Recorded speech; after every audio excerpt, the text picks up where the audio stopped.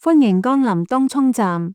以下係使用引導徑前往月台及客務中心嘅路線指引。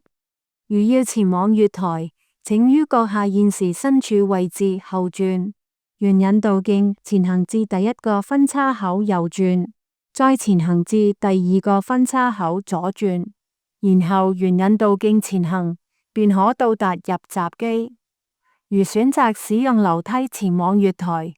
請於入閘後，沿引導徑一直前行至第一個分叉口右轉，再前行至第三個分叉口左轉，然後沿引導徑一直前行至盡頭，便可到達通往月台之樓梯。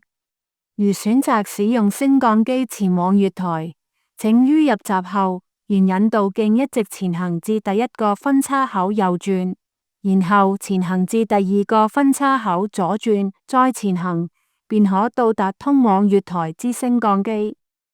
如要前往客務中心，請於閣下現時身處位置後轉，沿引導徑前行至第一個分叉口左轉，再前行至第二個分叉口右轉，然後沿引導徑一直前行至盡頭，便可到達客務中心。